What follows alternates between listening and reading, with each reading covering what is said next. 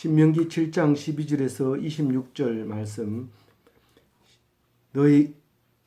너희가 이 모든 법도를 듣고 지켜 행하면 네 하나님 여호와께서 네 조상들에게 맹세하신 언약을 지켜 네게 은혜를 베풀 것이라.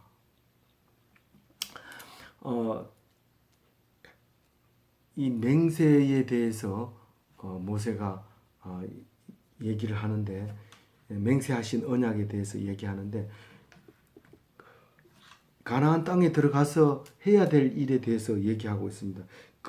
어제부터 오늘 묵상하는, 다시 말해서 신명기 7장에서는 원수를 계멸하는 이야기를 하고 있습니다. 그러니까 약속의 땅에 들어가서 지켜야 될 첫 번째는 헤렘입니다. 그러니까 거기에 있는 사람들을 다 죽이고 완전히 없애고 짐승까지 집까지 사용하는 물건까지 다 없애는 게 이제 맹세하신 언약을 하나님이 지킬 수 있게 하는 거죠. 그러니까 이 말을, 내가 하는 명령을 지키지 않으면 결코 맹세하신 언약을 이룰 수 없다. 이제 그런 말을 하고 있는 겁니다. 오늘 12절 말씀은 무슨 말이냐면, 너희가 법도를 지키고 준행하면 이제 인애를 베푸실 것이다. 그런 얘기를 합니다. 그러니까 믿어야, 법도를 지킨다는 것은 그 법을 알고 믿고 그대로 한다는 거죠. 그리고 준행한다는 것은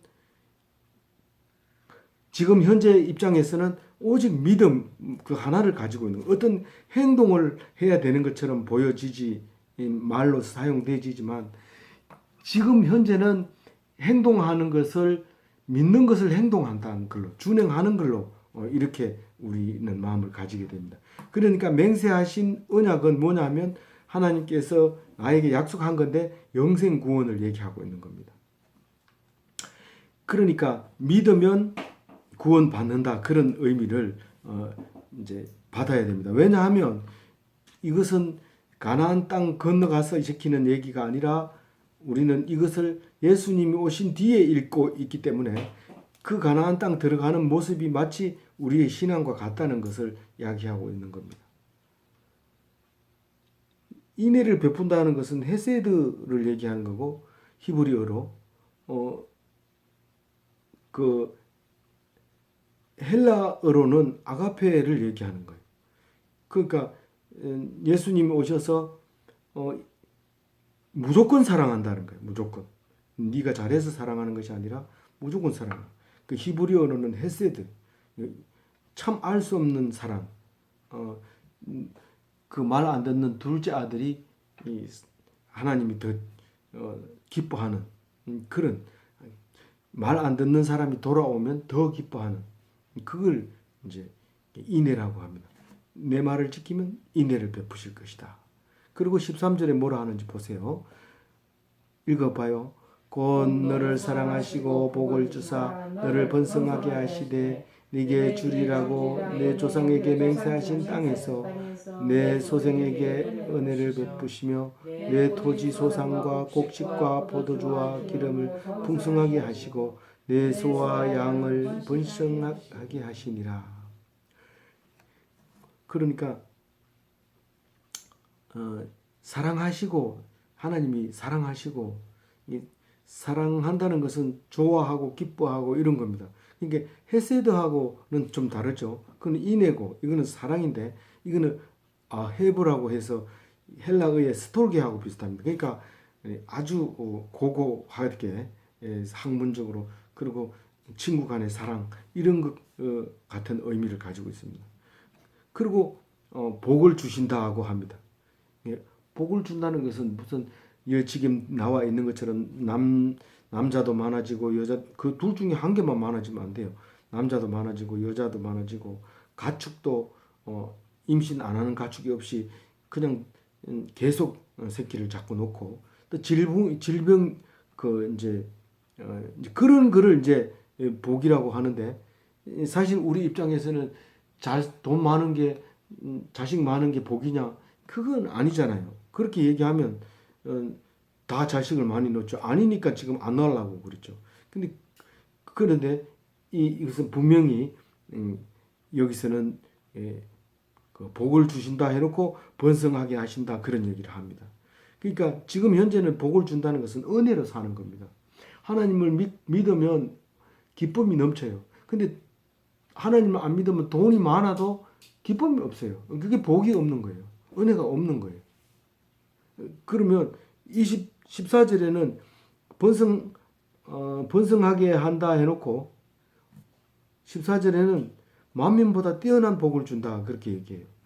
그때 당시에는 하늘의 별과 같이 너희를 후손을 주겠다. 아기를 잘 못 낳으니까 그런 말을 하는 거죠. 근데 지금은 아기를 잘 낳을 수도 있는데 안 낳잖아요.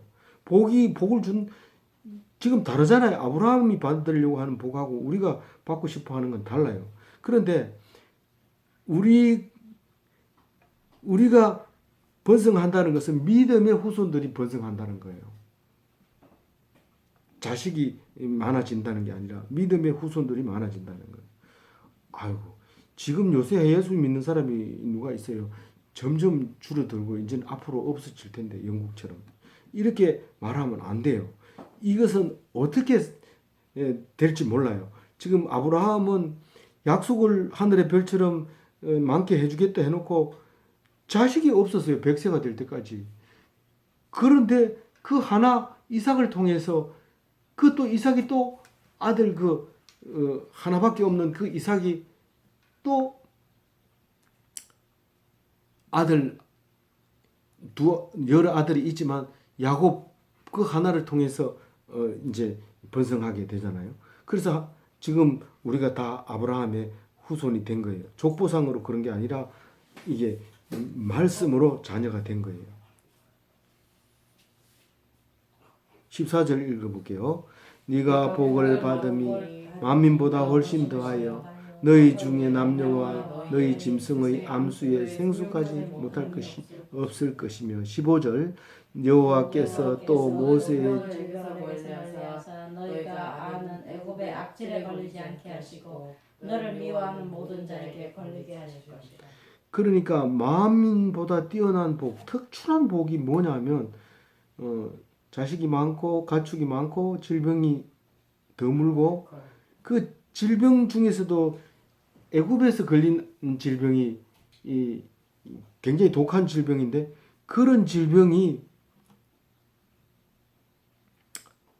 너들한테는 없고 미워하는 자들에만 걸린다는 거예요.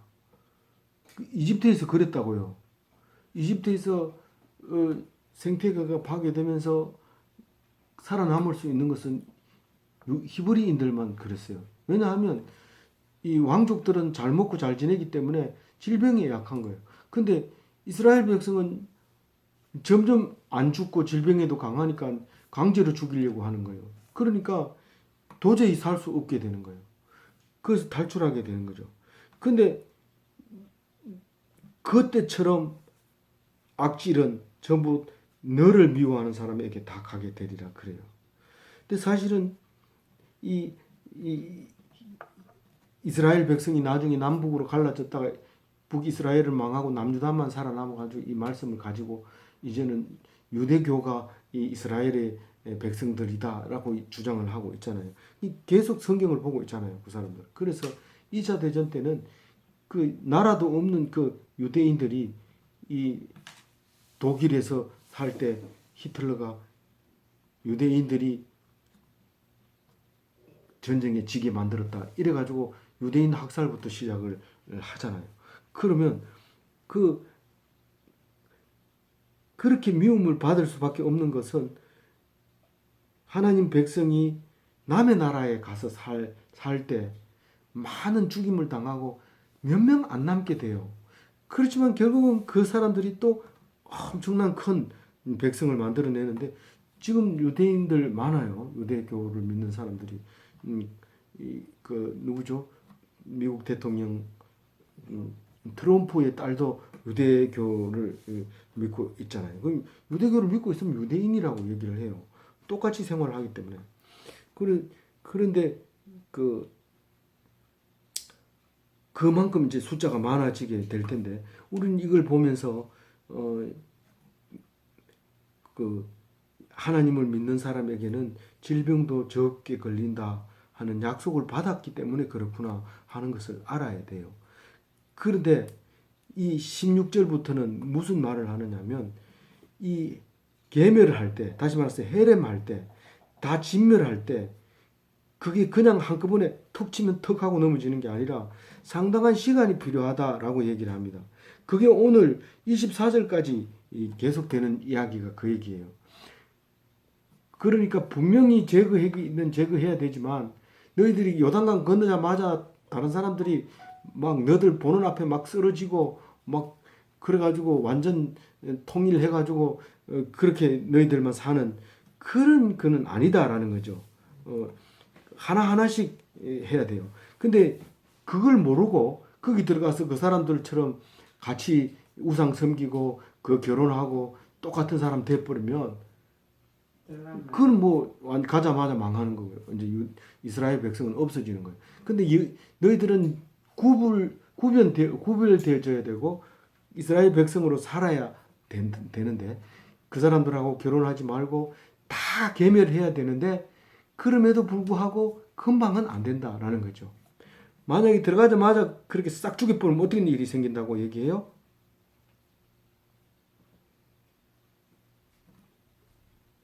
저기 질짐승이 거기에 뭐. 네, 그렇죠. 그 이제 그 얘기를 합니다. 22절. 예, 22절에 그 얘기하는데 지금 현재는 다 죽여야 된다 그 얘기합니다. 16절 읽어봅니다.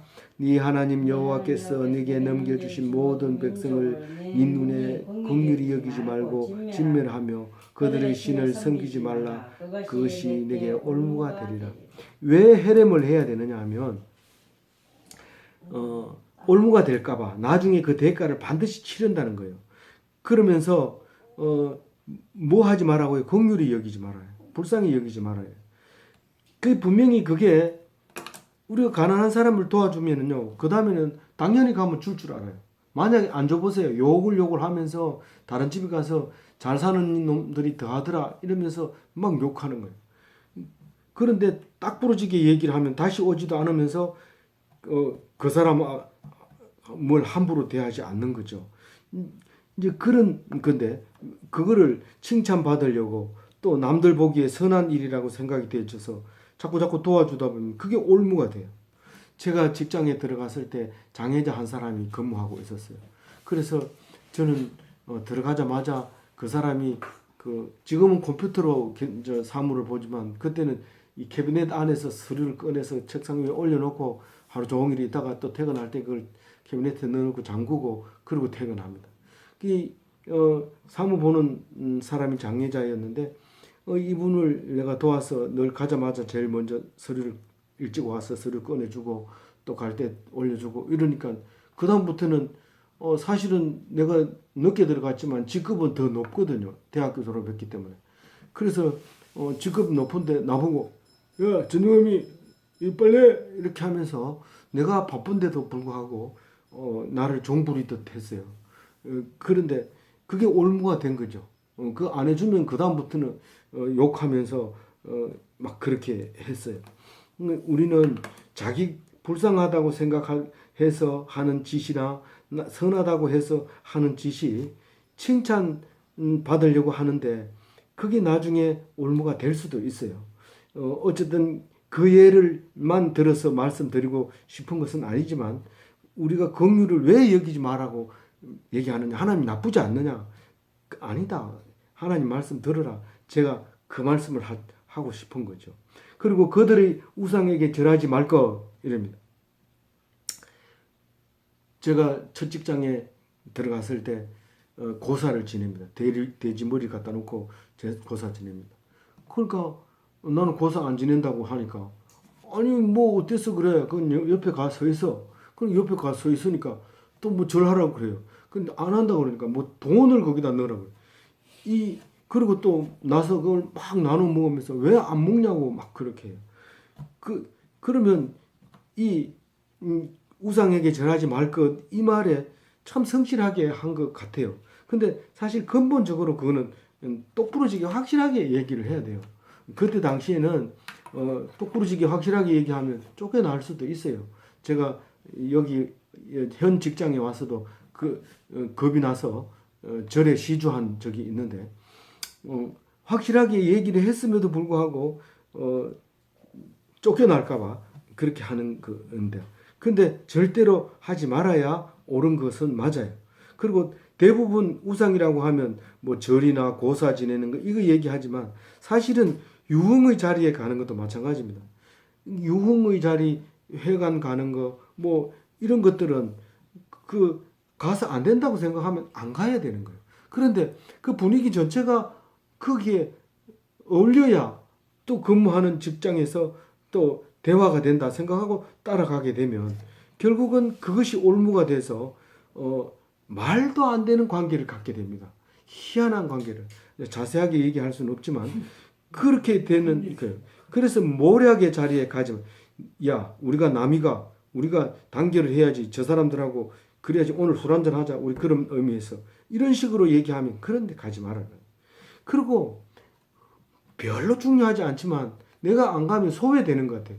오늘 저녁에 그 자리에 안 가면 내일 아침에 근무할 때 괜히 뭐 아무 죄진 것처럼 말도 못하고 쭈그려 있고 같이 갔던 사람은 보면서 눈짓하면서 웃으면서 막 이렇게 하는.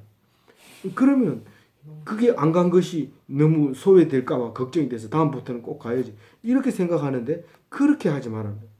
더 많은 축복을 받으려고 더 많은 이익을 얻으려고 마음에 없는 곳으로 따라가지 마라. 그게 우상에게 절하지 말라는 거예요. 뭐 이거는 옛날 말이고 요새 누가 그런 사람이 있나 이러면서 이 글을 빨리 안 그냥 실적 넘어가서 대충 읽고 이러지 말고 말씀을 좀 귀담아서 자세하게 보면 그게 우리에게 지금 말하고 있다는 것을 알 수가 있게 되는 것입니다. 17절 읽어봅니다. 내가 혹시 심중에 이르기를 이 민족들이 나보다 많으니 내가 어찌 그를 쫓아낼 수 있으리요 하리라. 거기 대부분 우상에게 절하고 또 남들이 불쌍히 여기서 벌벌 떨고 못 죽이고 이런 것은 대부분 내가 숫자가 얼마 안 되기 때문에 이런 짓을 했다가 보복을 당할까 봐 걱정이 됩니다. 그래서 못합니다. 근데 겁내지 말라는 거야. 두려워하지 말라는 거야. 네가 숫자는 적지만 내 말을 들으면 반드시 그 사람들을 이길 수 있다. 그 얘기를 하고 있는 거예요. 그러니까 하나님의 능력은 수요에 있는 거예요? 없는 거예요? 수요에만 있지 않아요. 네, 감사합니다. 사람이 많다고 해가지고 능력이 생기거나 하나님이 안 계신 거예요. 능력이라고 하는 것은 믿음이거든요. 능력이라는 게 믿음인데 믿음은 시공간을 초월하는 게 믿음입니다. 눈으로 보고 귀로 듣고 만질 수 있다고 해가지고 그것만 있는 게 아니고 진짜 능력은 오히려 믿음 속에 더 큰 것이 들어있다는 사실입니다. 그래서 보이는 것은 보지 못하는 것의 실상이라고 얘기했습니다. 그러니까 보이는 것을 보고 보이지 않는 것이 있을 것이다라는 것을 알아야 되는 거죠. 앞면을 보면 뒷면이 있다는 것을 알아야 되죠. 앞면을 보고도 앞면만 있다고 생각하면 안 된다는 거죠. 그 뒷면에 뭐가 있다는 사실을 알아야 돼. 보이지 않는 것에. 보이지 않는 것의 실상이 결국은 눈에 보이는 거예요. 그게 믿음으로 보는 거죠. 그래서 우리는 오직 믿음입니다. 눈에 보이는 것만 믿는 것이 아니고 우리는 믿음으로써 보이지 않는 곳까지도 볼 수 있는 것입니다. 18절 읽어봅니다. 그들을 두려워하지 말고 내 하나님 여호와께서 바로와 온 애굽에 행하신 것을 잘 기억하라. 이 바로와 애굽에 행하신 이 기적을 10가지죠. 10가지를 지금도 여전히 기억하고 있어야 된다는 거예요. 그게 뭐 그렇게 대단한 건데요. 거기 한번 흉년이 들어서 병 들어서 죽고 이 사람들은 면역이 좀 많아가지고 덜 죽었는 거 그거 가지고 뭐 그렇게 기적이라고 얘기합니까?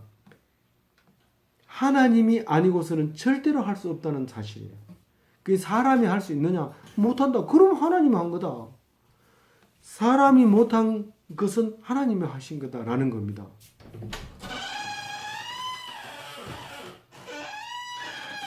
그러니까 우리가 무슨 얘기를 할 때 하나님의 역사를 얘기할 때 이집트 바로 왕에게 이집트에게 했는 그 기사와 이적과 큰 능력과 그거를 기억하라는 거예요. 그거 말고는 그걸 기억 안 하면 우리는 하나님이 어떤 하나님인지 모르는 거예요. 어떤 하나님인지도 모르고 하나님이 왜 그러는데 그게 하나님이 했다는 걸 어떻게 알아? 이렇게 얘기한다는 거예요. 그러니까 꼭 기억해야 될 것은 바로에게 했는 거, 애굽에 행한 거, 그걸 기억해야 되는데 어떻게 했는지 19절 읽어봅니다. 내 하나님 여호와께서 너를 인도하여 내실 때에 내가 본 큰 시험과 이적과 기사와 강한 손과 편팔을 기억하라. 내 하나님 여호와께서 내가 두려워하는 모든 민족에게 그와 같이 행하실 것이요. 출애굽의 하나님은 큰 시험과 또 뭐요? 기적과 이적과 기사와 강한 손과 편팔. 큰 시험이 뭐라고 그랬어요? 요거는 다 앞에서 했는 거니까요. 그 하나님이 엄청난 능력으로 했다는 거예요. 그걸 믿는 거예요. 그걸 믿는 거예요. 그걸 뭐 증명하고 팩트가 뭐냐? 눈에 보이는 걸로 팩트를 삼을 수가 없어요. 그럼 믿는 거예요. 그러면 그 바로와 그 애굽 이집트와 같게 하는 것이 무엇을 그렇게 바로와 애굽과 같이 하겠다는 거예요. 19절에 네가 두려워하는 모든 민족에게 그와 같이 행할 것이다. 네가 지금 숫자가 적다고 그 사람들을 쫓아내야 되는 사람들을 두려워하고 있지 않니? 이 말이거든요. 두려워하니까 두려워하지 말라고 말하고 있는 거예요.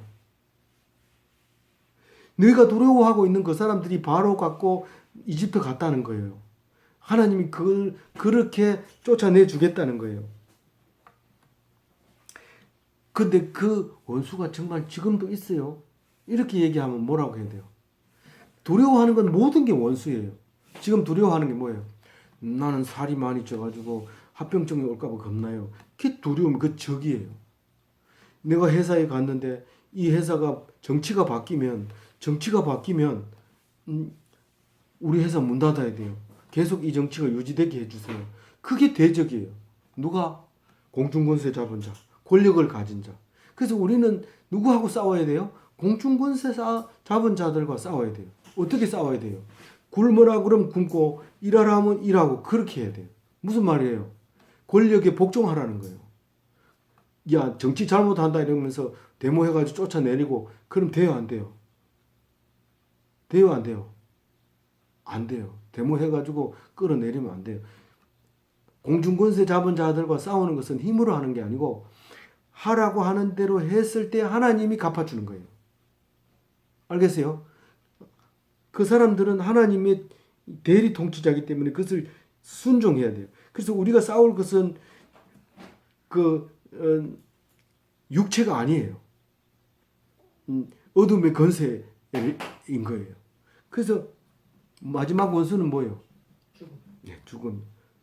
그것까지도 나중에 이제 이기게 해주는데 그 순서를 이제 지금 말하고 있는 거예요. 그 20절 읽어보세요. 내 하나님 여호와께서 또 왕벌을 그들 중에 보내어 그들의 남은 자와 너를 피하여 숨은 자를 멸하시리. 들어가가지고 사람들을 조금씩 죽여서 다 없애버릴 텐데 그래도 남아있을 거 아니에요. 그럼 남아있을 거 없도록 완전히 멸해 주겠다는 거예요. 하나님이 해주겠다는 거예요. 어떻게 하면? 내가 하나님만 믿고 하나님만 의지하고 그 계멸이라고 하는 헤렘을 기억하기만 하면 그럼 내가 다 없애주겠다는 거예요. 어떻게 없애줘요? 하나님이 어떻게 없애줘요? 왕벌을 보내준다 하잖아요. 왕벌. 이 왕벌이 여기만 쓰여진 게 아니고 다른 데 두 군데 더 있어요. 왕벌을 보내준대요. 왕벌이 뭐예요? 장수 말벌을 얘기해요. 찌르아라고 하는데 헬라어로, 이제 히브리어로 찌르아라고. 이 벌 중에 벌. 왕벌 장수 말벌은 벌을 잡아먹는 그 벌이 말벌이에요. 그러니까 하나님이 왕벌을 보내가지고 그 감당할 수 있는 사람이 없어요. 그 왕벌을. 그걸 보내가지고 다 없애버리는데, 유별나게 나의 백성들만큼은 놔두고 나의 백성을 진멸하지 못한 남은 자나 또 피해서 숨은 자들을 일일이 찾아다니면서 다 죽여서 완전하게 멸할 때까지, 완전히 뭐가 될 때까지, 승리할 때까지 그 말벌이 그런 것을 하는 거예요. 그러니까 정복하지 못한 대적들을 다 하나님이 없애준다는 거예요. 그러면 언제까지 그런 짓을 해줘요? 우리가 마지막 원수를 이길 때까지. 무슨 말인지 알겠어요? 마지막 원수를 이길 때까지 없애주는 거예요. 그런데 21절 읽어보세요. 너는 그들을 두려워하지 말라. 너희의 하나님 여호와 곧 크고 두려운 하나님이 너희 중에 계십니다. 네, 하나님이 계셔서 말벌을 보내니까 두려워하지 말라는 거예요. 그리고 항상 옆에서 야 말벌 니 갔다 와 이러면 그 사람들 죽여버리고 그런단 말이에요. 근데 죽이는데 하나님 한 번도 죽이고 못 봤는데요. 내가 죽여가지고 너를 줬잖아. 그래 니는 목만 밟으면 돼. 그런 일이 한두 번이었나? 지금 여태까지 다 이 땅에 들어와 살았는 건 그렇게 했기 때문에 네가 들어온 거 아닌가? 그렇게 얘기하고 있는 거예요, 하나님이.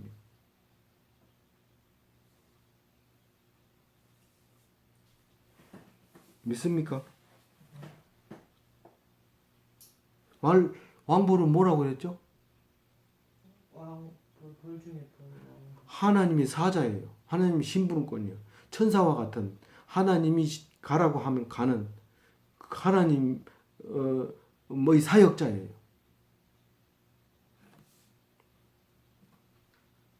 사역자 이름이 찌르아. 우리가 뭐예요? 그 천사들의 이름이 있죠. 뭐가 있어요? 가브리엘, 미가엘, 이런 것들이 하나님의 심부름꾼인데, 이 찌르아도 하나님의 심부름꾼입니다. 이것은 거의 도망가서 숨어 있으면 꺼내가지고 유대인 하나님 백성에게 주면 가서 밟아버리고, 또 가서 도망간 걸 붙잡아가지고 오면 그 하나님 백성이 밟아버리고, 그래서 마지막까지 하나도 없이 다 죽이는 거예요. 그래서 그거를 성경이 잘못됐다고 생각했어요, 유대인들이. 그랬는데 예수님이 딱 오니까 마지막 원수까지 다 밟아가지고 죽이는 것을 어디에서 보여줬어요?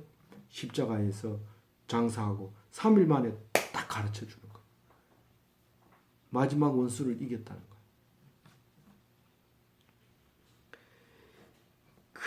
이 구약을 보고 예수님의 부활을 생각 못하면 이 구약이 성경만 두껍게 하고 들고 다니기만 힘들어요. 이걸 보면 뜨거워져야 돼요. 기가 막히는 말씀이죠. 22절 읽어보세요. 내 하나님 여호와께서 이 민족들을 내 앞에서 조금씩 쫓아내시리니 너는 그들을 급히 멸하지 말라. 들짐승이 번성하여 너를 해할까 하노라. 그래도 우리는 하나님 눈에 보이게 좀 한꺼번에 쫓아 보내주세요. 좀 진멸시키고 이 약속의 땅에 들어오건 네가 다 차지할 거라고 해놓고는 우리는 지금 여태까지 여리고성 한 개만 멸망시켰잖아요. 지금 아직도 이게 구석에서 농사 지을 것도 없고 아직도 이러고 있어요. 하나님 답답해요. 좀 다 이기게 빨리 해주세요. 그러지 말아라. 그러지 마. 그렇게 하면 어떻게 된다고요? 아니 이스라엘 백성은 몇 명 안 돼요. 그 다 죽여버리면 덜짐승들이 거기다가 우리를 짓고 호랑이도 나타나고 늑대도 나타나고 감당 못해요. 사람보다 더 무서워요. 그래 하지 말라는 거예요. 그래서 우리가 어떤 사람은 갑상선 좀 나쁜 사람이 있어요. 그래서 이거를 고치려고 막 온갖 약을 막 쓰는 거예요. 완전하게 고치려고. 그랬더니 다른 병이 생겨요. 그러니까 이것은 어느 정도 갑상선은 좀 남들이 아픈 거니까 좀 이렇게 완치하는 것보다는 그걸 가지고 있으면 우선 운동도 하게 되죠. 음식도 전략하게 되죠. 술도 안 먹게 되죠. 담배도 안 피우게 되죠. 뭐 친구들 만나면은 약간 불쌍하게 이제 보일 수도 있죠. 그러니까 그 병 하나만 있는 것이지 다른 건 나쁜 게 없어요. 근데 그거를 완벽하게 고치려고 막 그렇게 하면 뭐 딴 데가 병이 나요. 뭐 우울증이 생겨서 고치지 못하게 된다든가 의심병이 생겨서 의처증이 걸려서 뭐 이렇게 고치지 못하는 아주 몹쓸 병이 돼버린다든가 뭐 갑자기 무슨 이렇게 돼버리는 거예요. 그런데 의사들도 그래 얘기해요. 한 가지 병이 있으면 장수한다. 근데 그 한 가지 병을 다스리지 못해가지고 그만 합병증이 생기면 빨리 죽는다. 이 얘기를 해요. 그러니까 한 가지 그는 좀 어려운 점이 있어야 돼요. 그래서 완벽하게 나으려고 원수를 내 앞에서 쫓아내려고 하지 말아라. 조금은 불편하고 조금은 애틋하고 조금은 외롭고 조금은 슬퍼하면서 살아가야 된다. 그래야 마지막 원수를 이기고 영원한 천국에 살 수 있다. 그런 말을 하고 계시는 거예요. 22절 중요해요, 안 해요? 중요해요. 23절 읽어봅니다. 내 하나님 여호와께서 그들을 내게 넘기시고 그들을 크게 혼란하게 하여 마침내 진멸하시고. 내가 말씀만 지키고 있으면 그들은 결코 다 진멸하는데, 왜냐하면 혼란에 빠져요. 혼란에 빠진다고요. 내가 예수 믿는다고 탁 이래가지고 있으면 자기들끼리 의기투합할 때는 내가 바보가 돼 있어요. 그러나 시간이 지나가면 지나갈수록 자기들이 했는 것이 허황된 거예요. 여태까지 우리 뭐 했는 게 뭐 있냐? 그렇게 의기투합해서 했는 게 뭐 있냐? 결국은 남아있는 것은 신앙밖에 없어요. 제가 학생들한테 그런 얘기를 합니다. 공부 열심히 하고 컨닝하고 경쟁하고 막 다투어가면서 그렇게 했는데 졸업하고 나면 여러분 생각나는 것은 예배 드리는 것밖에 생각 안 납니다. 여럿이 있는데 다 얘기할 수는 없어요. 믿는 사람들에게 예배 드리러 온 사람들에게만 할 수 있는 말이죠. 근데 이 믿는 사람에게 하는 말이에요. 결코 마침내 진멸하게 된다. 말씀을 꼭 잡고 있을 때만 하는 겁니다. 그냥 무조건 보장해 주는 게 아니라 V-Day와 D-Day를 사는 것처럼 무조건 보장되어 있었지만 그 말을 안 믿으면 V-Day도 없어지는 거예요. 말씀을 가질 때 마침내 진멸하게 된다는 것을 말하고 있습니다. 24절 읽어봅니다. 그들의 왕들을 내 손에 넘기시리니 너는 그들의 이름을 천하에서 제하여 버리라. 너를 당할 자가 없이 내가 마침내 그들을 진멸하리라. 근데 하나님이 내가 진멸하겠다고 하나님 언제 진멸해 주신 거예요? 아니 내가 붙들어다가 주니까 네가 목을 밟았잖아. 내가 붙들어다 주니까 네가 이겼잖아. 그 내가 앞에서 미리 다 해준 거야. 아 그렇군요. 나중에 깨닫지 말고 미리 이 말씀을 기억해야 돼요. 그래서 결국은 계멸시키게 되는 거예요. 그래서 니는 마무리만 해라. 그 얘기. 너를 당할 자가 아무도 없어. 죽음까지도 너를 이길 수 없어. 마침내 죽음을 이기리라. 마침내 원수를 진멸하리라. 마침내 죽음까지도 너를 이기리라. 근데 유대인들은 이게 뭔 말인지 몰라요. 근데 유대인에서 태어났던 예수님은 이 말을 알아요. 그래서 이것을 우리에게 보여줬어요. 우리 믿으니까 우리는 예수님하고 똑같이 우리는 죽음을 이길 수 있다는 겁니다. 믿습니까? 네. 25절 읽어봅니다. 너는 그들이 조각한 신상들을 불사르고 그것에 입힌 은이나 금을 탐내지 말며 취하지 말라. 내가 그것으로 말미암아 올무에 걸릴까 하노니 이는 내 하나님 여호와께서 가증히 여기시는 것임이니라. 어떤 사람은요, 직장과 가정을 구분하지 못하는 사람이 있어요. 그게 이 가지고 오면 안 돼요. 가지고 오면. 그래서 거기 유대인 아니 이스라엘 백성은 집과 밖이 두 개가 있는데 집 안에 들어오면 하나님을 전적으로 섬기고 밖에 나가면 우상들이 우글해요. 그 속에서 살아야 돼요. 그러면서 거기 거를 가지고 들어오면 안 돼요. 들어오면 어떤 일이 생겨요? 올무에 걸려요. 신상들을 가지고 들어오면 안 되고 신상을 만들어 주고 야, 네 일했는데 수고했는데 그 대신에 이 신상 가져가라. 참 이거는 비싸게 만든 거고 값이 비싼 거야. 그러면 다른 사람은 아이고 이렇게 귀한 거를 감사합니다. 그리고 바로 가지만 그것을 절대로 가지고 들어가지 말고 거기서 불태워 버리라는 거예요. 그리고 음이나 금 같은 것을 그 돈을 탐하지 말아라는 거예요. 이거는 거꾸로 얘기하면요. 지금 현실에 직장을 신으로 생각하는 사람이 많습니다. 거의 신처럼 모시는 직장을 신처럼 모시는 사람이 있습니다. 어떤 사람은 직장의 일을 다 못하면 집에 가져와서 하는 사람도 있어요. 그러면 안 돼요. 집은 안식해야 되고 하나님께 모두 맡기고 평안을 얻어야 되는 곳이에요. 그렇게 하게 되면 어떻게 된다고 그랬어요? 집에 들이면 안 된다고 그랬어요. 그게 올무가 된다고 그랬어요. 예. 26절 읽으면 되죠? 예. 26절 다 같이 읽어봅니다. 너는 가정한 것을 내 집에 들이지 말라. 너도 그것을 같이 지면할까 하노라. 너는 그것을 멀리하며 심히 미워하라. 그것은 진멸당할 것이다. 부정한 돈, 계산 제대로 안 하고 얻은 돈을 집에 자꾸 가지고 들어오지 마라. 그거는 가정한 것이. 뭐 별도로 또 수당을 받아서 가져오는 수는 있지만 그런 건 현실에서 이제 많이 있는 거지. 그 직장에서 다른 짓을 해가지고 얻는 돈을 가져오지 마라. 주는 월급만 가지고 와라. 이제 그런 얘기를 하는 것. 걸로 들어야 됩니다.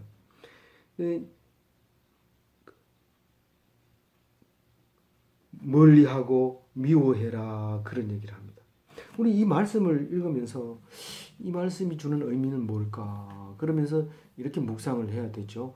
안 그러면 요단강 건너가서 잘 사는 거만 생각하면 찬송가 요단강 건너가 만나리 중국에 가서 만나자는 뜻이구나. 젖과 꿀이 흐르는 땅에서 만나자는 얘기구나. 그 얘기만 하게 될 거예요. 그런데 우리는 그때나 지금이나 또 앞으로 영원히 이 날은 이 말씀이 이 말하고 있는 오늘은 똑같은 오늘입니다. 그때 하나님이 계셨으면 오늘 또 계시는 거고 그때 예수님이 계셨으면 오늘 또 예수님이 우리와 함께 계신다는 것을 믿고 이 말씀으로 말미암아 풍성한 삶을 사는 기독교인이 다 되시기를 바랍니다.